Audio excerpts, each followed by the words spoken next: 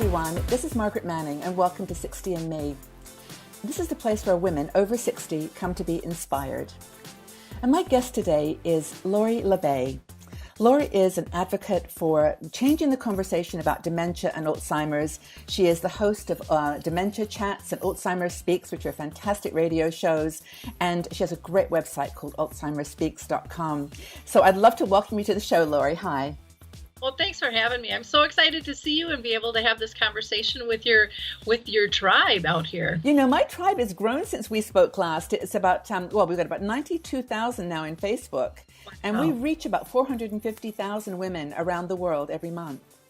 That's fantastic. And it's great. And you know, and obviously we don't know everything about everything. And so we love to have people like you come on to talk about topics that are really of interest to this community, this demographic. And so thank you so much for, number one, for the work you do and helping us to navigate this topic. Well, thank you. So my first question really is to help us all get kind of grounded in this talk. And that is, can you help us to understand what are the 7 stages of Alzheimer's and how we can positively, deal with each one of them? Sure. I will give a statement up front that I personally don't necessarily believe in these stages, but I'll go through them and then I'll tell you why. The first stage is really interesting because it's no impairment. So if there's no impairment, there's really nothing to look for. No one's going to notice it. Doctors can't find it, the person with it. It's really more happening up in the brain itself. The second one is a really very mild decline. And with that, the person's going to have some minor memory loss, maybe lose something, but typically can still track and it's not interfering with their day-to-day life.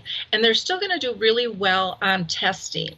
And so, again, not going to be able to be diagnosed for the most part, through conversation and the typical symptoms that we're looking for. The third would be a mild decline, and that's when the person with dementia and the family and friends are going to start seeing little noticeable changes. Maybe that word find, remembering names, planning and organizing, and most of us over 60 are going to go, that's me, because that's also a part. Where are my keys?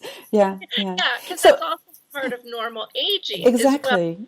So it can be a really still very blurred line with that. Okay. Then you get into what's called moderate decline, and that is where things become more clear-cut.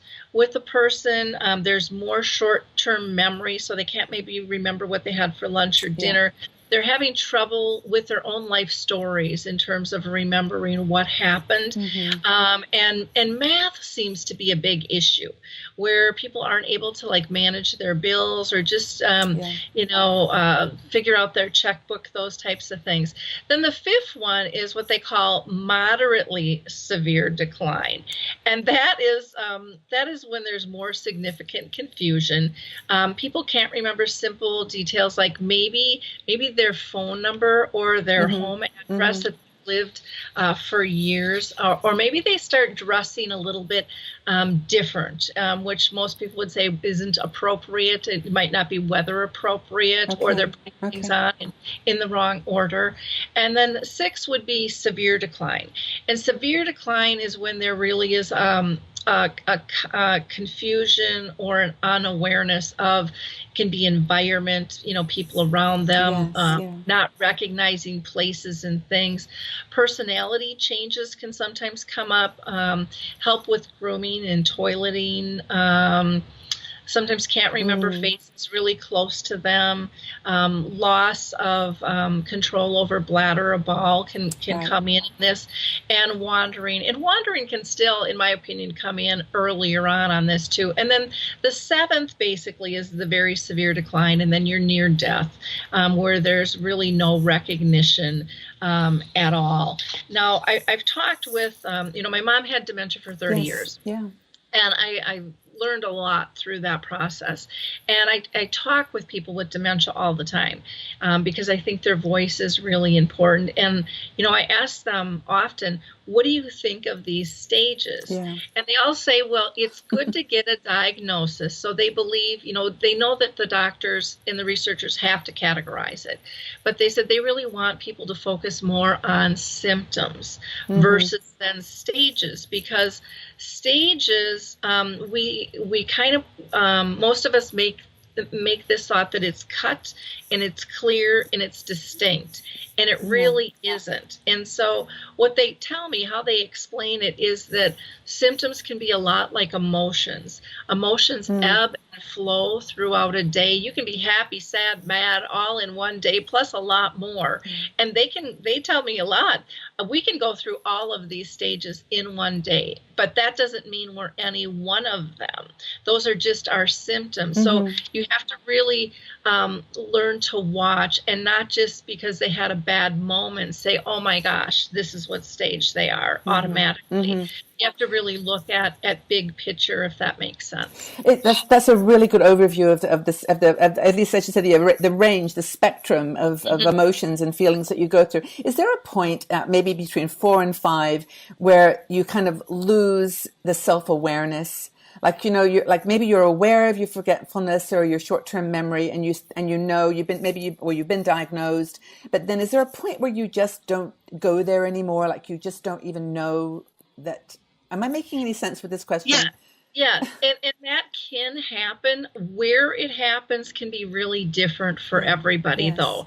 And, one of the things that people tell me all the time with dementia is they get really frustrated with the rest of us who try to deny the symptoms. Yes. They really want us to accept the symptoms. If they're saying they're having trouble, they don't want you to argue with them and tell them that they're normal. They want us to be accepting of those. They want us to be patient and kind with those types of things and help them get assistance. Maybe go for a diagnosis, maybe talk with the doctor, maybe track, help actually monitor and track information for the doctors. Because a lot of times we go in to see a physician, and we all assume the physicians know about dementia, and they don't.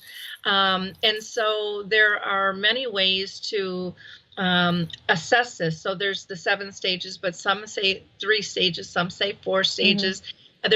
We don't talk really well, and there's not a really good system out there. So it's important to be able to track what are you seeing at what times of day, because sometimes you can have these symptoms and it might be that somebody's not sleeping. It might be a medication conflict. It might be they're dehydrated. It could be a vitamin deficiency, a thyroid issue. So typically the doctors want to rule all that stuff out first. Yeah.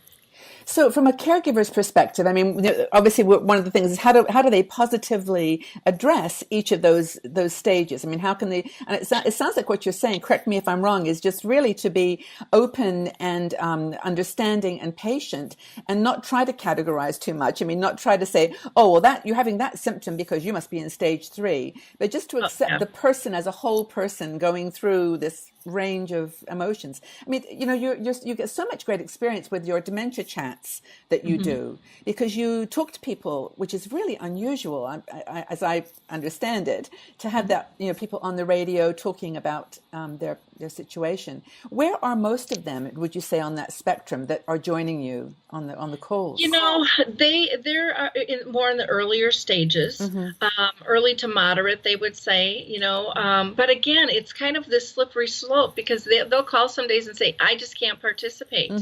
Because I'm really feeling like I'm a 6. I'm really confused. I'm unaware. I'm not up to it. I can't make my dots connect. And then the next moment, they're going to be talking like you and I. Yes. And so this is such a, because it's not a broken bone. No one's in a sling. No one's hooked up to oxygen. Yeah. They haven't lost their hair, so there's not all those physical signs. And so I think the best thing that we can do while someone's going through these stages is to be compassionate and think, how would we like to be treated? And to give them extra time. So let's say you had dementia and I'm talking with you. A lot of times, because we're so fast-paced, we fill in their blanks and we don't give them that extra 3 to 7 seconds, because their mind has to grind a little bit more sometimes to find their words, or to find their thought patterns. And it's not that they're not comprehending all the time what's coming, what's happening. They just can't spit it out. And so if we can sometimes just shut up and give them some space in a polite fashion, but that's really difficult for us to do. Well, Lori, it's not even in that situation. It's just the way that we converse anymore. Yeah. It seems like we're always listening to a conversation, and while that person's talking, we're just planning our response rather than actually listening to what they say. So, in fact, it's actually a piece of good advice for just communicating in general. I remember when we spoke before, because we've done a series of interviews, maybe 2 years ago. It was a while. But I remember you saying to me that the way that you looked at the relationship with your mother was not as a caregiver, but as a care partner. And I struck that. I remember that. I made a note of that because it seems like what you're saying here in these stages is to be a partner on the journey, to be willing to let them go back and forward on those stages as they need to. Exactly. And, the words that we use are so critical. So care partner, care companion is another one versus caregiver. Caregiver says, hey, I'm here to give you everything, and I'm not getting a dang thing back. Yeah. It's just all about me taking care of you. Yeah. And yet we're in these roles because of our relationships, especially when it comes to family, because we are a mother and a daughter, or a son and a mother, or friends or whatever it is. And so if we say care companion or care partner, now we're back to being relationship based.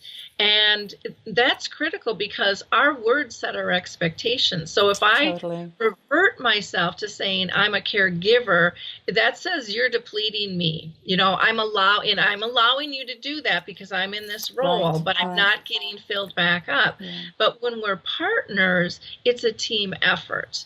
And that's a whole different piece. And for me personally, I found it allowed me to do my tasks differently. That it was because, when you're giving care to somebody and you take on that responsibility, most of us do that. Full-hearted, and we want to do the best possible job we can.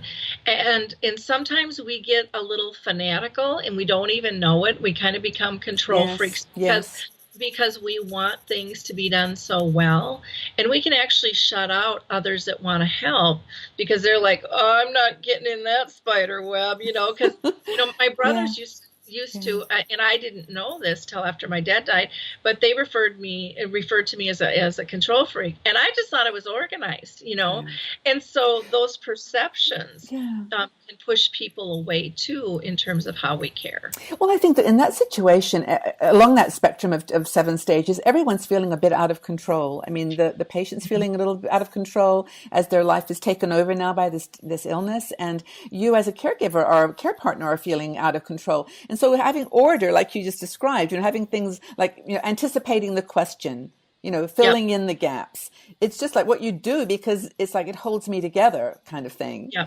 And that's hard. So.